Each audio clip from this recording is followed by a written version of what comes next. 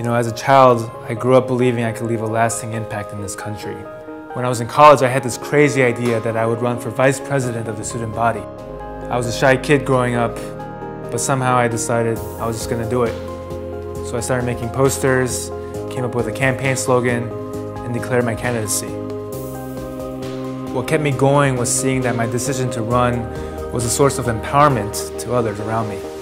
And for 2 whole months, I knocked on doors and organized campus-wide rallies to start sharing my ideas to improve campus life. When there were moments when I started to doubt myself, the students around me came out in droves to support what I stood for.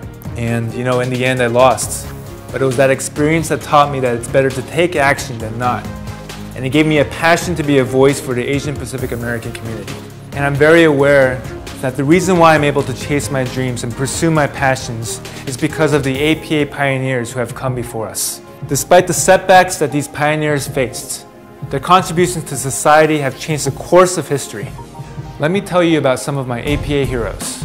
In the late 1800s, it was very difficult for Asians to legally emigrate to the United States.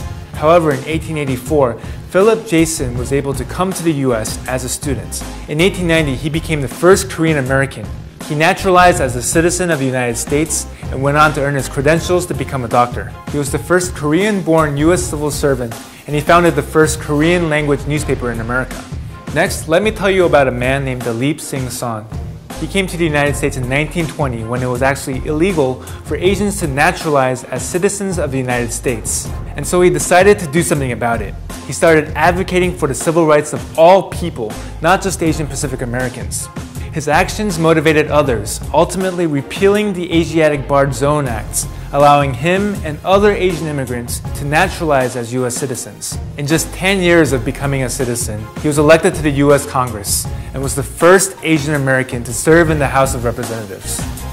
And then we've got the rock star, An Wang, the father of random access memory. An came to the US in 1945 from China and earned his advanced degrees in applied physics and nonlinear mechanics. He became a leader in word processing technology. Dr. Wang developed components and systems for digital computing machines, and he was granted over 35 patents. And this was way before Microsoft or Apple. Wang's contribution to magnetic core memory, commonly known as RAM, has led the way to allow us to have the technology that we have today. And now we come to my favorite history maker, Patsy Mink. She was the first Asian American woman elected to Congress, representing the people of Hawaii. Patsy was the key author of the Title IX Amendment of the Higher Education Act, now known as the Patsy Mink Equal Opportunity in Education Act. This public law prohibits anyone from being excluded from participating in any educational activity or program based on their gender. It's because of her vision that we now have girls and women's sports teams in our schools today. In 1972, Patsy became the first Asian American to run for president on an anti-war platform.